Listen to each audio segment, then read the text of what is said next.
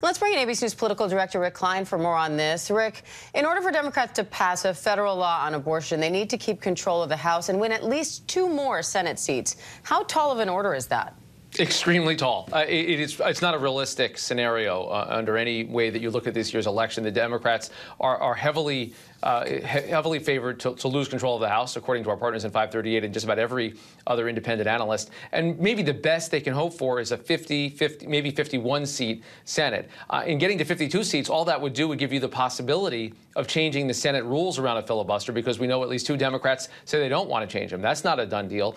There is no chance that Democrats are going to walk away with a filibuster-proof majority of 60 votes plus that would be able to change the law. So as far as strategies go, winning more races sounds nice, but it's really not in the realistic offering. Now, Rubio hit Demings on inflation in last night's debate, saying that Democrat policies only add to inflation. How difficult of a hurdle is the economy for Democrats right now? Yeah, Democrats, frankly, have waffled a bit on what they want to do in terms of the messaging. There was a thought that they could lean in on some of the bills that they passed, including the Inflation Reduction Act.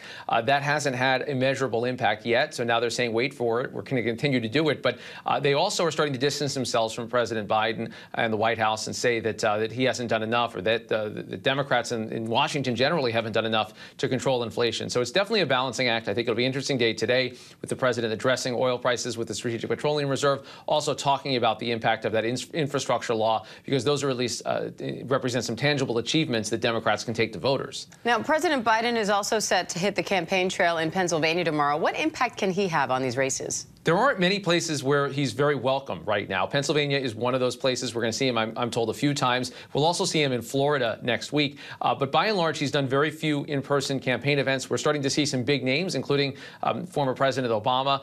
Dave Matthews Band is doing a big swing next week. We saw Lin-Manuel Miranda last night in Texas. There's a limit to what celebrity or even the glow of other politicians can bring. We're seeing a lot more activity, frankly, on the Republican side. Some major 2024 contenders. Governor Glenn Youngkin today in Arizona. We're seeing Senator Tim Scott out in Ohio. That's really where we're seeing more action in terms of major surrogates. And a lot of Republicans are eager to look forward. Democrats are still looking at this election 3 weeks from now and bracing for what could be a rough night. Now, during the primaries, Democrats spent a lot of money boosting Republican candidates that they thought would be easier to beat in the general election, generally candidates that were more to the right. How's that strategy playing out as we near Election Day?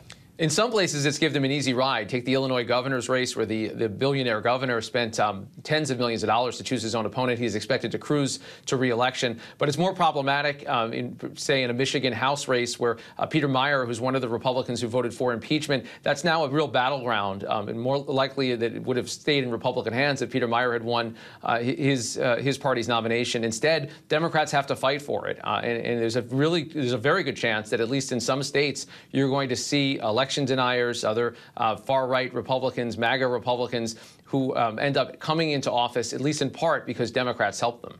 All right, Rick Klein, always great to have you, Rick. Thank you. Thanks, Diane. And for more on the midterms, point your phone's camera at the QR code right there in your lower right corner of your screen. We've got all the latest on the 2022 midterm elections. Hi, everyone. George Stephanopoulos here. Thanks for checking out the ABC News YouTube channel. If you'd like to get more videos, show highlights, and watch live event coverage, click on the right over here to subscribe to our channel. And don't forget to download the ABC News app for breaking news alerts. Thanks for watching.